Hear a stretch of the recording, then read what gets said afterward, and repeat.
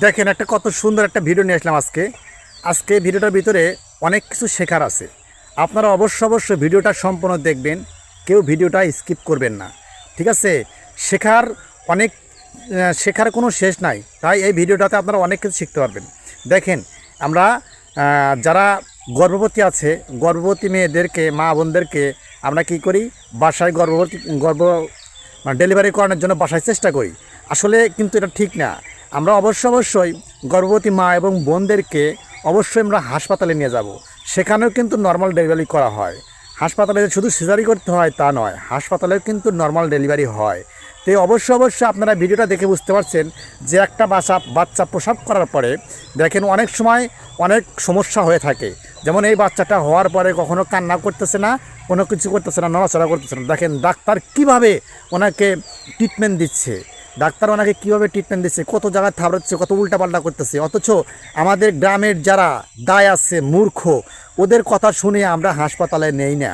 হাসপাতালে না নেওয়ার কারণে আমাদের নাই বাচ্চার সমস্যা হয়ে যায়, নাই আমাদের গর্ভকালীন মার সমস্যা হয়ে যায়। তো আমরা অবশ্যই চেষ্টা করব, যারা গর্ভবতী মহিলা আছেন তাদেরকে অবশ্যই আমরা হাসপাতালে নিয়ে যাওয়ার চেষ্টা করব।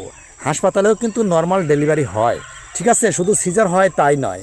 ঠিক আছে, দেখেন এই ট্রিটমেন্টগুলো কিন্তু আপনারা বাড়িতে থাকলে এই ট্রিটমেন্টগুলো দিতে পারবেন না।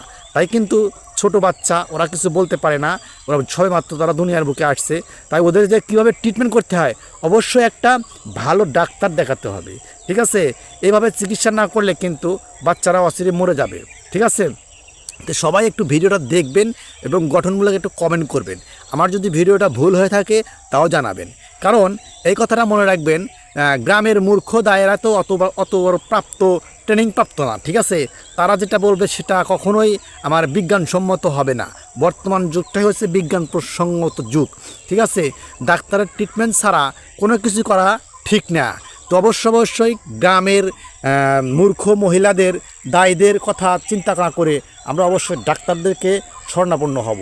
অবশ্যই দেখেন এই বাচ্চাটা অনেক পরিশ্রমের পর, অনেক রকমের চেষ্টা পরে তারপরে এই বাচ্চাটা কান্না করতেছে। ঠিক আছে, তো অবশ্যই সবাই ভিডিওটা ভালো লাগলে শেয়ার করে দেবেন এবং প্রত্যেকটি গ্রাম শহরের সকল পরিবারে যেন এই ভিডিওটা দেখতে পারে, সবাই শেয়ার করে দেবেন এবং সতর্ক হতে পারে যে বাড়িতে থেকে কখনো ডেলিভারি হওয়ার চিন্তা করা যাবে না। আমরা যদি নর্মাল ডেলিভারি করতে চাই অবশ্যই সেটা হাসপাতালে নিয়ে যাব। যার যখন যেটা ট্রিটমেন্ট প্রয়োজন তখন সেই ট্রিটমেন্ট যেন ওনারা পায়। যার কারণে সবাইকে আমি বলবো, অনুরোধ করব, আপনাদের মা এবং বোন যারই ডেলিভারির সময় হবে অবশ্যই আপনারা হাসপাতালে নিয়ে ডেলিভারি করাবেন, কারণ সেখানে সঠিক সময়ে সঠিক ট্রিটমেন্ট পাওয়া যাবে। তাহলে কোনো রিস্ক থাকবে না মা এবং বাচ্চার।